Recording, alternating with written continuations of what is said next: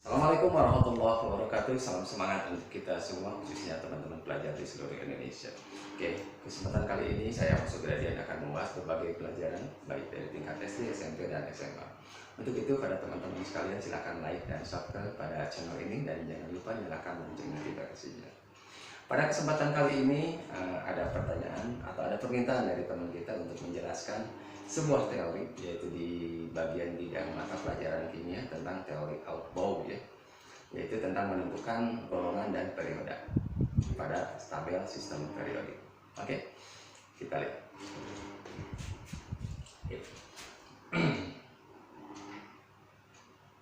Aturan di sini, aturan Aufbau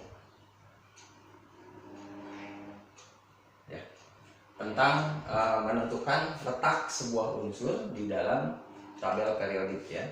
Itu kalau secara umumnya seperti ini, ada nanti ada orbital S, ada P, D, dan F ya. Saya tuliskan dulu ini aja. Ada 1S, ada 2S, 3S, 4S, 5S, 6S, 7S. Kalau P dimulai dari 2 ya, jadi 2P, 3P, 4P, 5P, 6P, 7P. Kalau D mulai dari 3, 3D, 4D, 5D, 6D. Kalau F mulai dari 4, 4F, 5F. Nah, ini masing-masing orbitalnya, ini maksimalnya 2, ini 6, ini 10, ini 14, itu maksimal. Nah, secara alirannya di sini untuk Aufbau mulai dari S ini dia ke sini, nah ke 2S, kemudian ke sini ke 2P, turun ke 3S. Ini pangkat 2 semua, sorry ya. Nah, ini 6, ini maksimal ya. Yang ini 10, ini 14 ya. Nah, ini turun masuk ke sini 6P terus gitu ya. Nah, sampai itu sini tanda panahnya terus ke situ.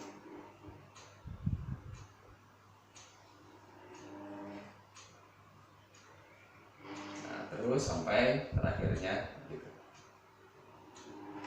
ya. Nah, ini maksudnya seperti apa? Jadi nanti kalau ada sebuah unsur, misalkan di sini katakanlah ada kalsium, di situ nomor atomnya di situ ya 20, misalkan dia terletak di golongan periode mana kan gitu ya. Nah, pertama di sini kita tuliskan dulu di sini 1S dulu. Jadi, nah ini jumlah di atasnya harus nanti kalau jumlahkan totalnya harus 20. Jadi tulis dulu 1S2, kemudian di situ 2S2, kemudian ke sini 2P6. Ingat ya tanda panahnya 3S2, kemudian 3P6, kemudian 4S2. Nah, kita lihat dulu, jumlahkan dulu 2, jadi bagian atasnya 2 tambah 2, 4, 4 tambah 6, 10, 12, terus ke sini 18, ke sini 20. Nah, ini sampai 20. Berarti selesai ya. Jadi bagian inilah nanti yang kita akan menentukan golongan dan periodenya. Jadi 4S pangkat 2.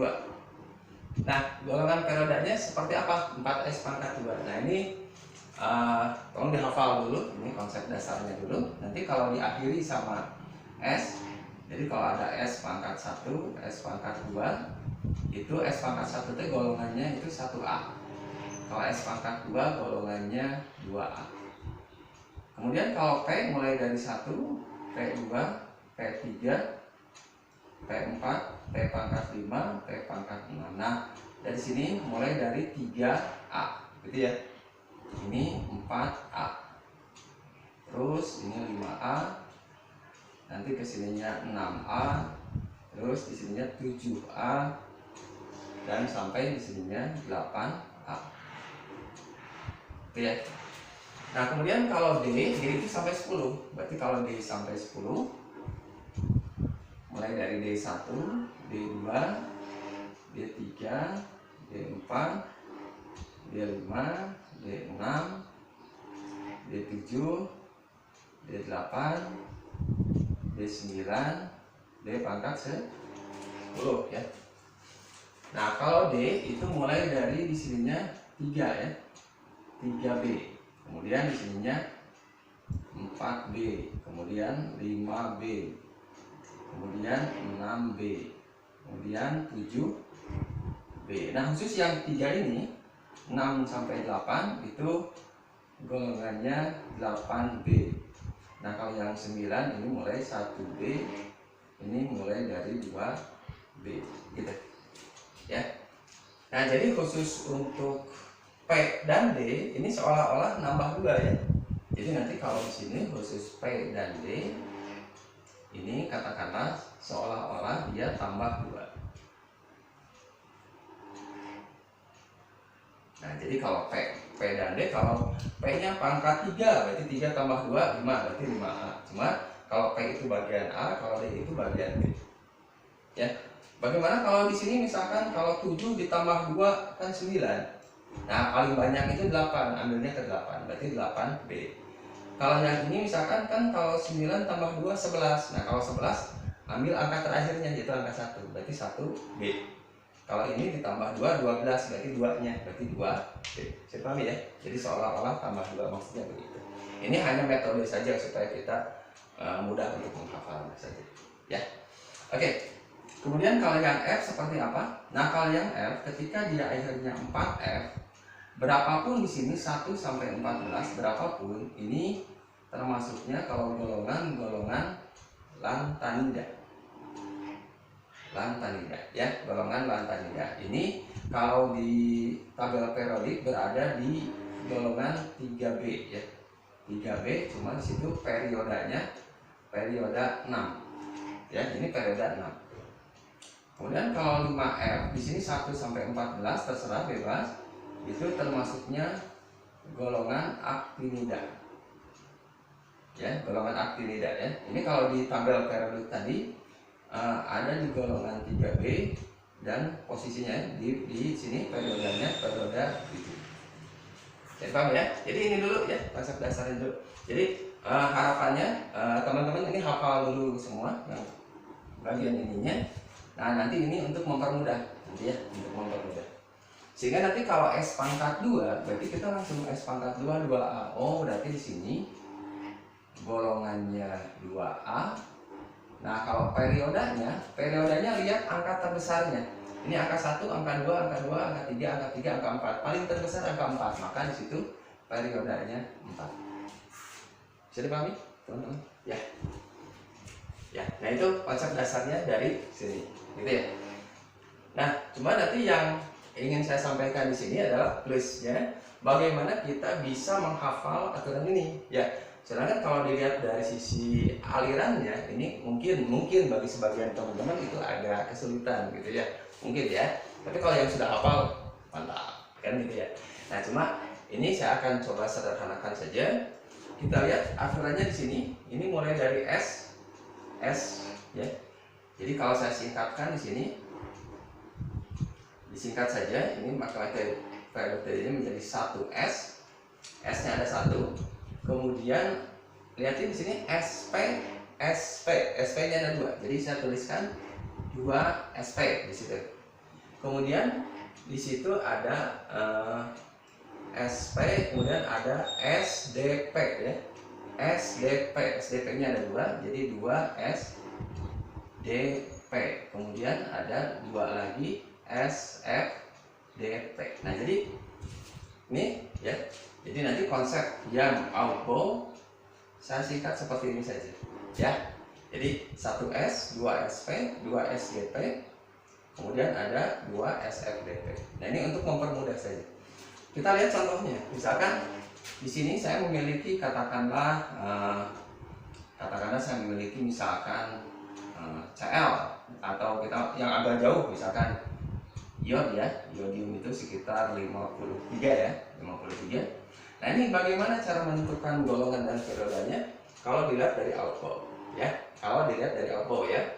Nah ini metodenya ini yang lebih mudah. Jadi kita tuliskan saja. Saya hapus dulu yang bagian ininya ya. Nanti kalian bisa cek diulang lagi videonya untuk melihat tabel ini ya. Oke. Jadi kalau yang 53 saya tuliskan cukup S-nya 1 kali. Kemudian saya tuliskan SP-nya 2. Jadi SP-nya ada 2. Begitu. Kemudian SDP saya tulis 2 kali. 2 kali SDP SDP. Begitu. Ya. Kemudian SFDP itu terlalu panjang, cukup kalau 53 kurang lebih 2 ini cukup. Ya, jadi kita lihat kalau S mulai dari 1, kemudian 2, 3, 4, kesininya 5, gitu ya. Kalau P mulai dari 2 ya, maka di sini kita tulis 2, kemudian 3, kemudian 4, kemudian 5. Sedangkan D mulai dari 3, kita lihat di sini 3, di sini 4. Cukup sampai situ. Nah ini kalau diurutkan ini pasti berurut, ya. Jadi S, ya, SP, SDP dan seterusnya ya. Baru kita hitung S itu 2, 6 sampai sini 10, 2, 6, 2, 20, D itu 10, jadi sampai sini 30, 6, 36, oke. Kemudian di sini 2, di sini 10, kita hitung dulu tadi 10, 20, 30, 38, 48 ya. P itu maksimalnya, cuma di sini 48 ke 53 itu butuh ke 5 lagi ya. Maka di sini kita tuliskan 5. Jadi daya tampungnya 6, tapi yang tersisa 5, gitu ya. Maka di sini, nah ini akhirnya ini. Sebab ya, sehingga nanti dari sini kita melihat tadi golongannya apa. Dari tabel yang tadi saya sudah berikan, kalau P pangkat 5 seolah-olah tambah 2 ya. Berarti 5 tambah 2, 7. Berarti ini golongan 7A. Periodanya berapa? Lihat angkatan besar. Angkatan besarnya ada 4, 5, 4. Berarti 5 yang kita pakai. Berarti periode 5. Oke, bisa dipahami ya tentang teori Albom sementara ya. Walaupun nanti banyak teori yang lain, baik dari teori gas mulianya, teori yang lain-lainnya, mungkin pada kesempatan lain saya akan bahas lebih detail lagi. Cuma untuk materi tentang Alvo sementara bisa dipahami, yaitu tentang ini dulu ya, S, SP, SDP, SFDP. Itu konsep yang sederhana dan termasuk tabel yang tadi dihafalkan. Oke, demikian yang bisa saya sampaikan.